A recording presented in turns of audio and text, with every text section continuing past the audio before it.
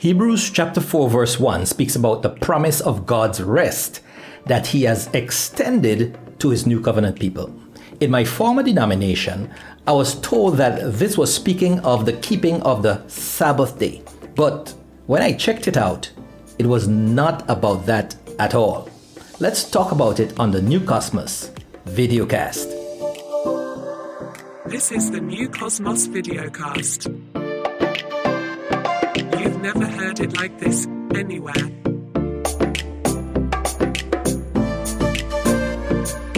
Welcome.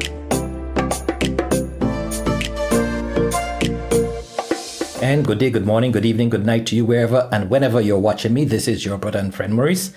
And what are we talking about? Well, we are continuing our new series of studies on the theme, the new creation rest. And our topic is, you can't rest if you don't trust. And this is the 5th video of this series. To see the previous videos, I will put the link to the series playlist on the top right hand corner of this video, or you may visit the new Kosmos Videocast channel and look in the playlist, The New Creation Rest. And before we jump into the study, if you find value in this content, please like, please share, and please subscribe. And if you want this channel to continue, consider becoming a member at patreon.com/newcosmos. There you'll find 4 membership tiers. If you choose the 2nd, 3rd, or 4th tiers, you can have access to my videos up to 2 weeks before they are released on YouTube. And also you can download my books for free in PDF format. Additionally, the 3rd and 4th tiers give you access to the New Kosmos Masterclass. Now, our last study we talked about what your Sabbath keeping pastor never told you about God's sign. Now, today we are going to talk about you can't rest if you don't trust. Let's read Hebrews chapter 4 and verse 1 from our English Standard Version. It says, "Therefore, while the promise of entering his rest still stands, let us fear lest any of you should seem to have failed to reach it." So here we have the promise of entering God's rest still stood. And God was extending that rest to the new covenant Christians. For many years of my Christian walk, the real definition of the true biblical rest was kept from me. I was told that God's rest was found in keeping the Sabbath day. But I discovered that everything I'd been taught about God's rest was wrong, didn't match with the scriptures. Now, for example, God promised Moses rest. This is what he said to Moses in Exodus 33. Let's read it. Exodus 33. And from verse 13, we can read from verse 13. This is what Moses said to the Lord. "Now therefore, if I have found favor in your sight," this is what Moses is saying to the Lord, "if I have found favor in your sight, Lord, please show me now your ways that I may know you in order to find favor in your sight. Consider too that this nation is your people." And look at what the Lord responded to Moses. So the Lord said to Moses, "My presence will go with you and I will give you rest." Now that sounds familiar, right? Because you remember in the new covenant, Jesus said, "Come to me, all who are heavy laden and burdened, and I will give you rest." Here, God is saying to Moses, way back in the old covenant, "My presence will go with you." And Jesus is saying in the new covenant, "Come to me." Both cases indicate the presence of God with the believer. Good? "My presence will go with you and I will give you rest." There, you see where the rest is. The rest is in the presence or yoking with the presence of God. Being in the presence of God. Communicating with the presence of God. That's where the rest is. But I was told that the rest is the keeping of the 7th-day Sabbath. Good? Let's continue to read. "And he said to him, If your presence will not go with me, do not bring us up from here. So that's what Moses responded to the Lord. If your presence will not go with me, do not bring us up from here. For how shall it be known that I have found favor in your sight, I and your people? Is it not in your going with us, so that we are distinct, I and your people, from every other people on the face of the earth? And the Lord said to Moses, this very thing that you have spoken I will do. For you have found favor in my sight, and I know you by name. All right? Moses said, please show me your glory. And the Lord said, I will make all my goodness. So notice the glory of God is in this case, his goodness. Good. I will make all my goodness pass before you and will proclaim before you my name, which is Yahweh. The English Standard Version here translated as the Lord. And I will be gracious to whom I will be gracious, and I will show mercy on whom I will show mercy. But he said, you cannot see my face, for man shall not see me and live. And the Lord said, behold, there is a place by me where you shall stand on the rock. And while my glory passes by, I will put you in a cleft of the rock, and I will cover you with my hand until I have passed by. Then I will take away my hand, and you shall see my back, but my face shall not be seen. Good? So God revealed to Moses his backside, so to speak, right? So Moses, and in the revelation that God gave to Moses, and in the writings of Moses that we have in what we call the Old Testament scriptures, the first 5 books which are normally attributed to Moses, there you find what is called a back revelation of God. Good? And that back revelation of God was sufficient enough to give Moses rest, confident that God's presence was with him. Right? Now, for us in the new covenant, we don't have a back revelation. We have a face revelation. Let's look at Revelation 22, verse 4. Okay, Revelation 22, verse 4. And look what it says there. It says, they, speaking of God's new covenant people, they will see his what? Face, not his back now. They will see his face, and his name will be on their foreheads. Okay, so we have been given a face revelation, not a back revelation. Now, you might be questioning, how can you say we have a face revelation? No one here has seen the face of God. Well, actually, you have, but you don't know. You have, but you don't know. Let's look at 2 Corinthians 4, right? 2 Corinthians chapter 4, and let's see what the apostle of Christ said. Reading from verse 6. For God who said, let light shine out of darkness. When did he say that? In Genesis 1, right? Has shone in our hearts to give what now? The light of the knowledge of what? The glory of God. Remember, what did Moses ask God for? Lord, show me your glory. And what did God respond? I will show you my goodness. Good. So now, here we have the light of the knowledge of the glory, which is what? The goodness of God. And where is that goodness found? It is in the face of Jesus Christ. Okay? Where do we find the face of Jesus Christ? So we are not talking about the physical face, right? The face in Bible terminology represents the character of the person. When you look at a person's face, you can tell a lot about them. You can tell a lot about how they feel about you. If they have a tender face, tender eyes, loving eyes, if they are sympathetic, you can tell a lot about the face, okay? So the face represents the character of the person and how the person feels about you. Good? So we can see the goodness of God where? In the face or in the character of Jesus Christ. In what did Jesus do to demonstrate The goodness of God. What? Well, the greatest thing he did was he died on the cross for the transgressions of his people. Good? So that demonstrates the goodness or the glory of God.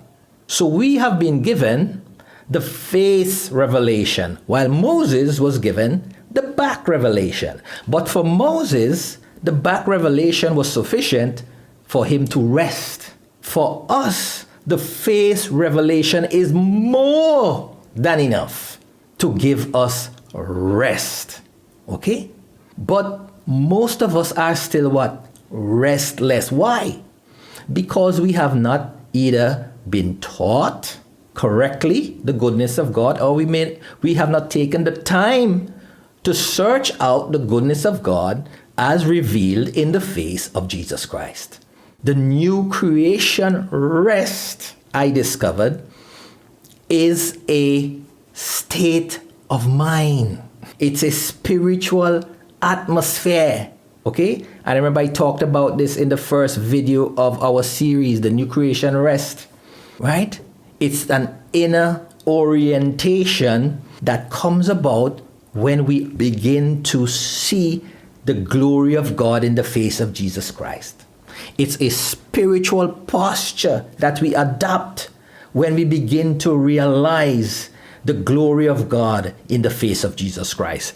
It is a spiritual alignment that we come into when we realize the glory of God in the face of Jesus Christ. It's a habitual gaze.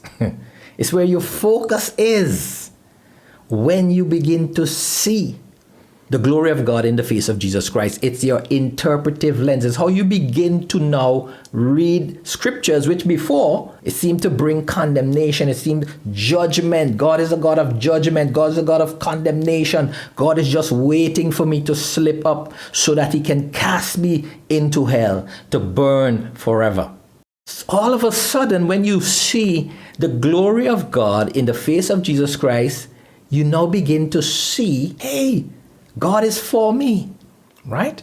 So we begin to see God from a different light. We begin to see God from the perspective of the tree of life. And so we begin to have a different spiritual compass. And we live in a new cognitive climate. Let's look at Exodus chapter 20. Exodus chapter 20. Now, the children of Israel, or the Israelite people, in Egypt for 400 plus years, surrounded by all the Egyptian gods, which were really figments of men's imagination, because there is only one true living God. All these other gods were just religious idols. Okay? But Israel was in Egypt with all of these gods. And they thought that the one true living God was like these idol gods, these Egyptian gods. And these Egyptian gods, because they were figments of man's imagination, because they were just religious gods. And you know what religion does? Religion never gives you the solution. It only condemns you for the problem. It only condemns you for the problem. It never gives you a solution. It points out the problem, but it never offers a solution. Or the solution that it offers does not solve the problem. Okay? It just kicks the can down the road, condemns you. And so this was the mindset of Israel, so that even when God was demonstrating to them his goodness, they were seeing the glory of God then.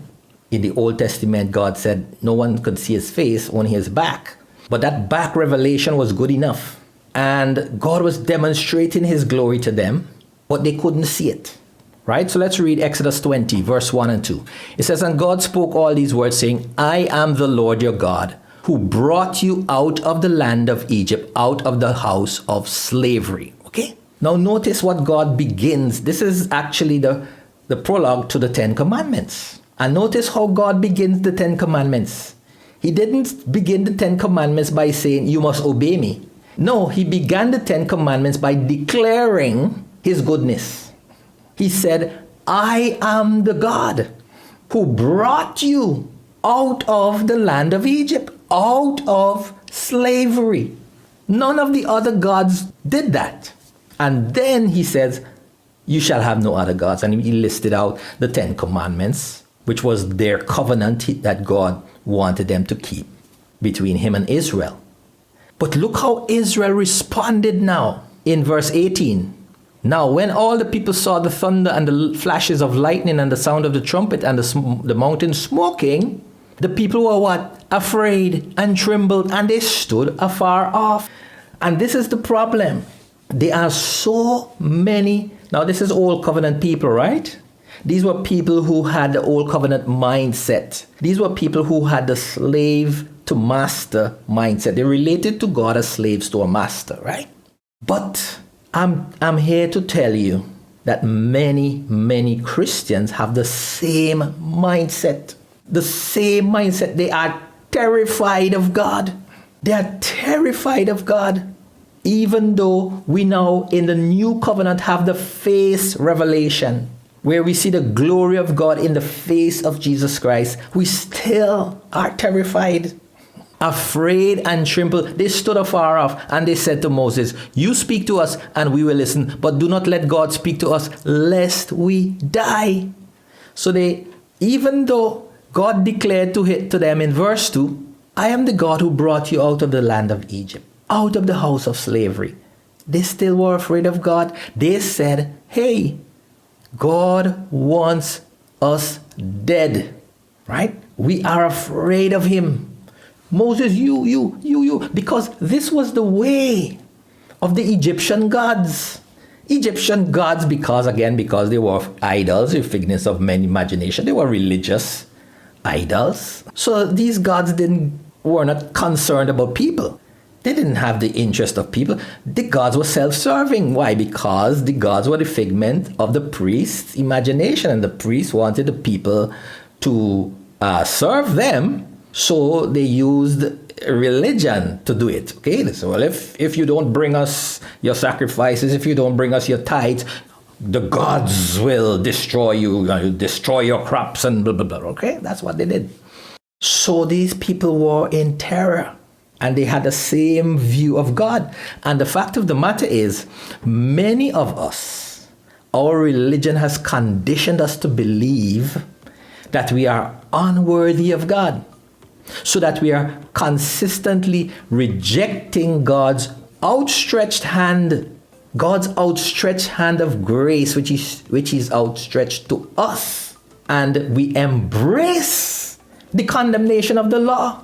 So people will go through the scriptures, and all those scriptures which extend grace, we will reject them. But the ones that talk about the condemnation, we embrace them. We embrace those scriptures, yes. We are not worthy. Okay? The wages of sin is death. But we forget, but the gift of God is eternal life through Jesus Christ. We focus on the negative and we ignore the positive. We focus on the condemnation and we ignore the grace. And so like the Israelites here in verse 19 who said, Moses, you go and talk to God and come back and tell us what God said. Yes, we will keep all of his commandments. We will do whatever he says. But we don't want him to talk to us. We don't want to have the presence of God with us because we were afraid of him. We will serve him. We will keep his commandments. We will do whatever he says. And when I was a baby Christian, this was what was given to me.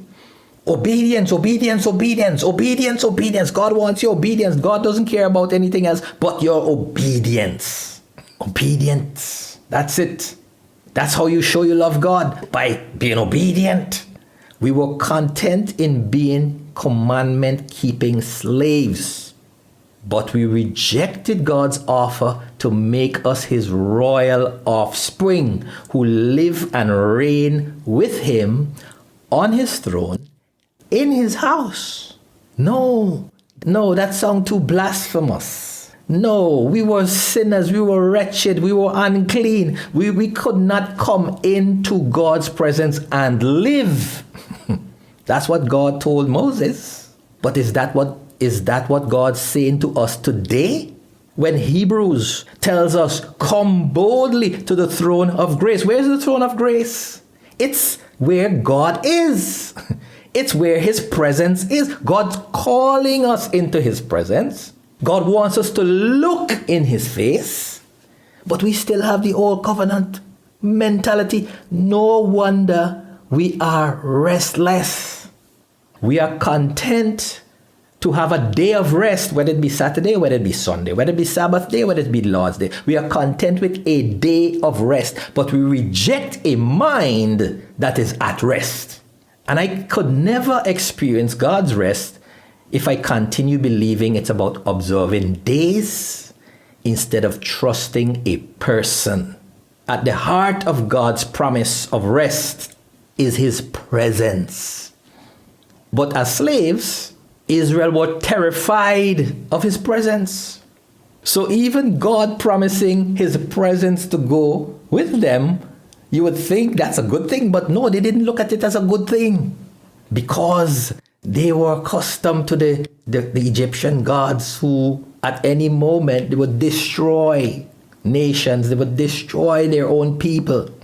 God wanted to have that father-child relationship so that they could rest, but they were not ready for it.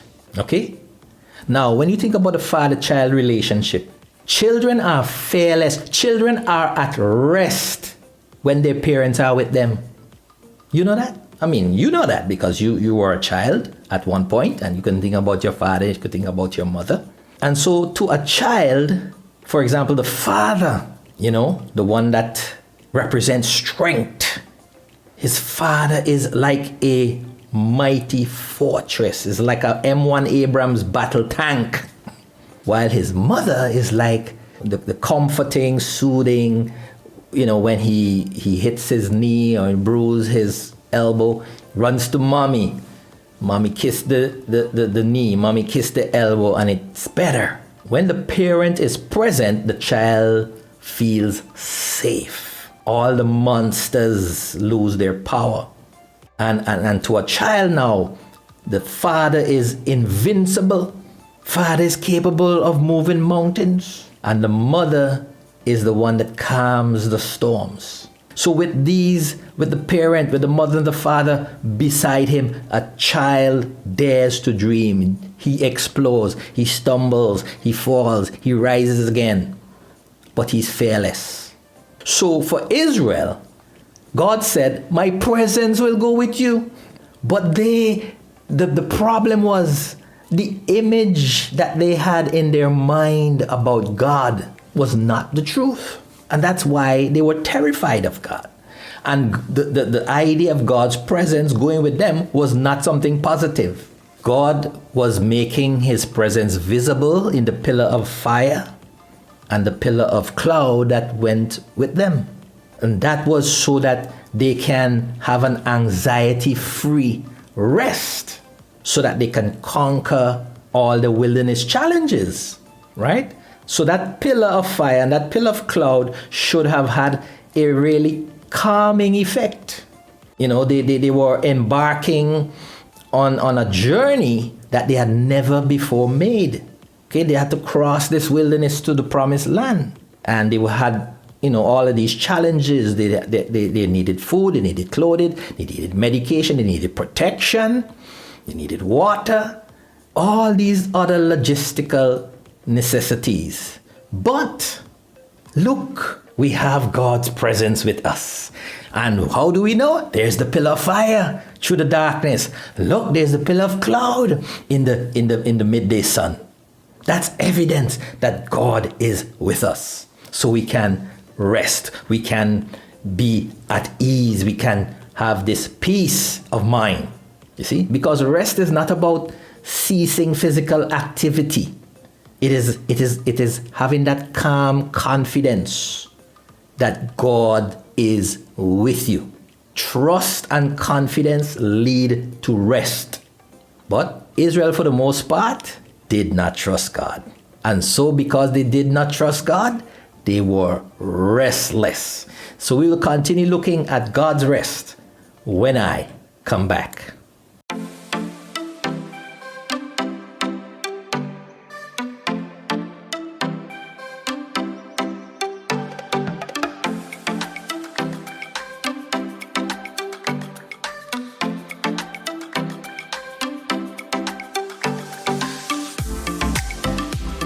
All right, so we're back. Trust and confidence lead to rest. And as I was making the point, Israel, that first generation that came out of Egypt, for the most part, they had no confidence in the one true living God who had brought them out of bondage and had promised to take them into the land of milk and honey.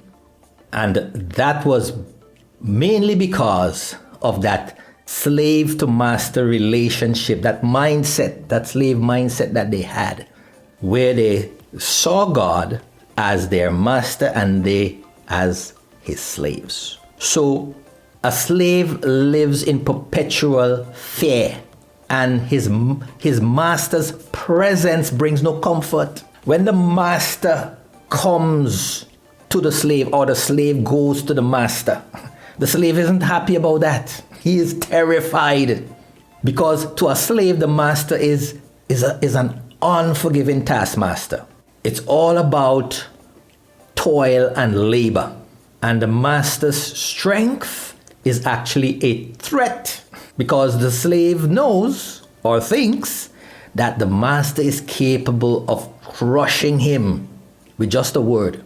The master's voice also terrifies the slave, because for the slave, the master's voice is about announcing new quotas. You remember when Israel was in Egypt and the new Pharaoh increased their quotas. So that master voice never has anything good to say for the benefit of the slave. So rest for the slave is merely a brief pause before the next day begins. So this was how Israel saw God. And unfortunately, they only responded to him when he related to them like this. So this is the other problem now, right? They saw God like this, as this unrelenting, uncaring taskmaster. But even when God tried to present to them his goodness, they didn't respond. They were terrified. So what God had to do now, God had to pretend to be this vicious, violent God to get them to actually respond and do what he wanted them to do. Right? So for example, when God came down now on that mountain to give them the 10 commandments, they had all of this uproar. The trumpets and the earth shaking and the clouds and the smoke and the fire. That's how God's supposed to happen, right? So what happened there? Yes, God got their attention, but again, they were terrified and said, "Oh, we don't want anything to do with God." But look at what Moses said. Look at what Moses said. So they are saying to Moses, "You speak, Moses, you speak to us, and we will listen. But don't let God speak to us, lest we die. We are terrified of him." Good? Moses said to the people, what now? "Do not fear, for God has come to test you, that the fear of him may be before you, that you may not sin." So notice, God knew that the only way to motivate these people is through fear. Goodness? No, they wouldn't respond to that. They would not respond to goodness. Goodness is like weakness. So God has to motivate them with fear. But the negative of that now, the byproduct of that, is that they are terrified of him, which God doesn't want them to be terrified. You notice what he said? Don't fear. Don't fear. He said God doesn't want you to fear. But at the same time, the only way that God can make them obey, because remember, sin here means disobedience to the covenant, right? So the only way God can make you keep the covenant is through fear. And because they are fearful, they can't rest. So that's a quandary, right? That's one of these quandaries that we find in the Bible every now and again, right? On one hand, God wants to motivate the people to do right. But because they have this slave mindset, And they only would move if God presents himself as this almighty, powerful, vicious. So God does that. They are motivated to do it, but then they are terrified of him. They want nothing to do with him. see that quandary? So they cannot rest with that mindset. So God, in their imagination, would never have anything to do with them, okay, apart from them being his slaves. They were not important enough to God for God to even make promises to them, much less keep those promises. They were not accustomed to God like that. So when God said, my presence will go with you, Moses, and by extension with Israel, that presence needed to be augmented with more than just having that visible pillar of cloud and fire. God needed to do more than that so that Israel could rest. God needed to demonstrate that Israel had found favor in his eyes. And the word favor means, really and truly, you're not worthy of it. So that's the essence of the word favor. Means this is not something you deserve. But because you are my people and I have this ability, I have all the power, I'm God, so I am having mercy on whom I will have mercy. I'm showing favor to whom I will show favor. And I'm choosing to show favor to you. That's the whole essence of favor. But people, and even today, people can't get that concept in their mind. They are always asking, oh, will God be vexed with me? Will God condemn me? Favor. When you grasp the concept of favor, you will begin to rest. If you don't understand favor, you will never rest. You will always be restless because you don't understand the concept of favor. Favor is never earned. Favor is never earned. You can actually say God is favorable. That's what he does. Because who except Jesus Christ is worthy? Who? You remember in heaven, with all the elders and the living beings and the angels in heaven fell down before the throne and they said, worthy is the Lamb. Before that, the elders were crying, the angels were crying because they says, no one was found worthy in heaven, in earth, and under the earth. So the fact is, God has to, everything God does on our behalf is because of favor. It's not because you are so excellent, or you are so good, or you're so worthy, or you did it so right, or you're so perfect. It's favor. So once we have to wrap our minds around this understanding and this concept of favor. Good? And that when we begin to do that, we are on our way to resting. God's rest is the result of fully trusting him. It manifests as a state of calmness that comes from being confident in his promises, in his power, and in his personality. But that confidence, that trust must be one. God needs to demonstrate, and he needed to demonstrate to Israel that he could be trusted. And I'm amazed when I study the Exodus journey, how many times God did this. But you see, again, if you have that slave mentality and that slave mindset, man, that would prevent you from seeing God's goodness. It actually does. Because instead of focusing on God, you focus on yourself. You're focusing on what you must do, and what you could do, and what you can't do, and what you should do, and what you shouldn't do. Instead of focusing on what God did and is doing for you. And so, for the remainder of this study, I want to just look at this first aspect. We talked about God's promise. We talked about God's power. We talked about God's personality. Having confidence in these three aspects of God brings us into a state of rest. I want to deal, for the remainder of this study, the aspect of God's promise or promises. Good? Let's look at Exodus 3, Okay, so we're using Israel as our study. Exodus 3 and verse 16. So get back our Bible here. So now, listen to what the Lord said. Go and gather the elders of Israel together and say to them, this is what the Lord said to Moses.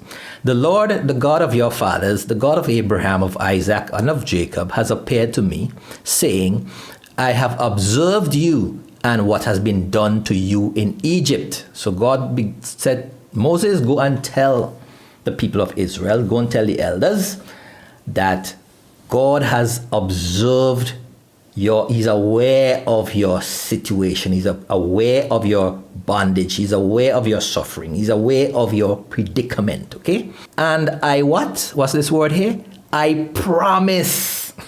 I promise. This is the first aspect of coming into rest.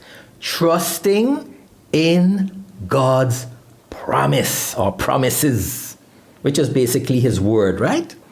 I promise that I will bring you up out of the affliction of Egypt to the land of the Canaanites, the Hittites, the Amorites, the Perizzites, the Hivites, and the Jebusites, a land flowing with milk and honey. That was the promise that God made, right?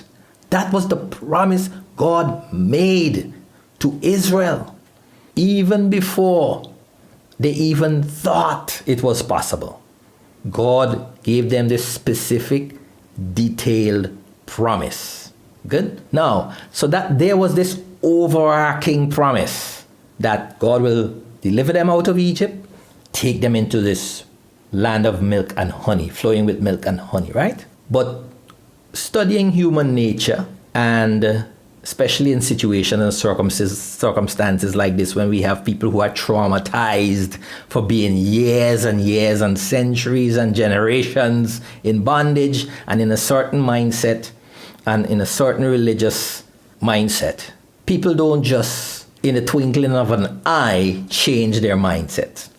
So the faith that Israel needed to believe this promise would have been zero at this point.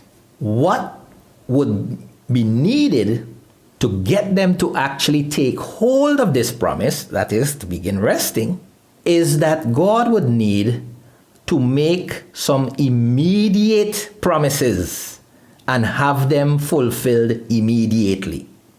Okay? And that was done. How was it done? Well, when you consider the interaction, the confrontation between Moses and Pharaoh, okay?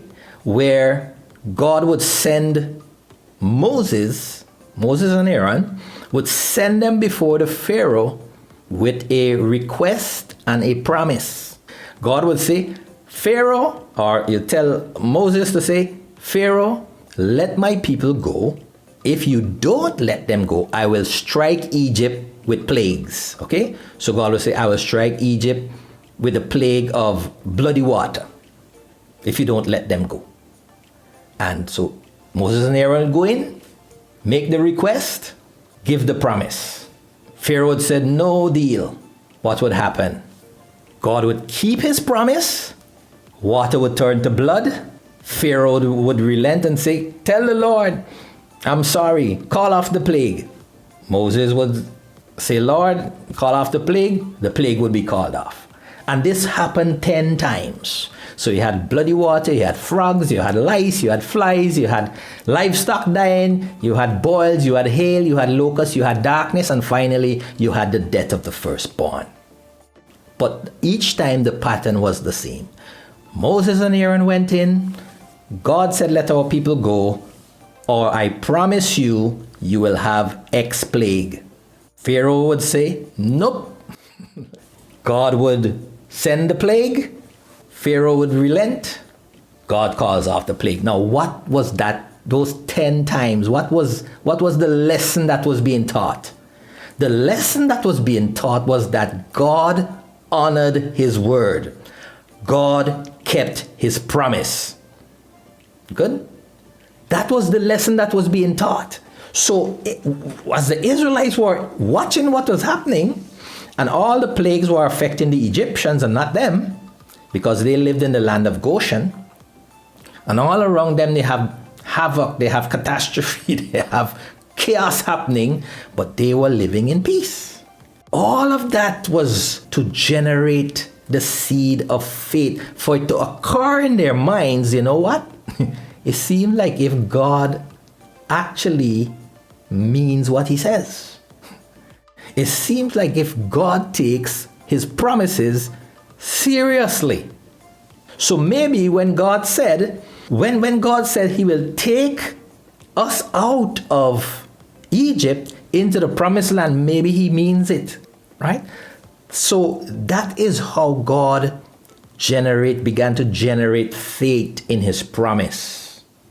Because if Israel did not have faith in God's promise, they wouldn't move out. They would not have taken one step out of Egypt, regardless of all the plagues. God could have destroyed the whole of Egypt and they would still remain there. They needed faith to actually believe the promise in order to step out of Egypt in the first place. So, what about us today? When the Lord says to us, "My presence will go with you. Come to me and I will give you rest." Do you have a visible souvenir, like how the Israelites had that pillar of cloud and that pillar of fire? That was like a visible souvenir for them.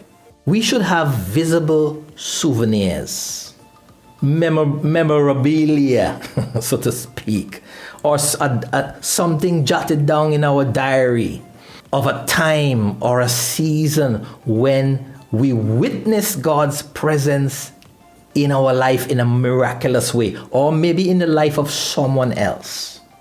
We saw God working for certain, and that moment, that event becomes what? A souvenir. It becomes a pillar of cloud. It becomes a pillar of fire for us to help us to call to mind that, hey, God honors his exceedingly great and precious promises. So that when we are tempted to be restless, we can choose to rest instead.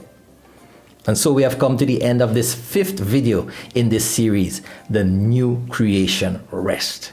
It was entitled, "You Can't Rest If You Don't Trust."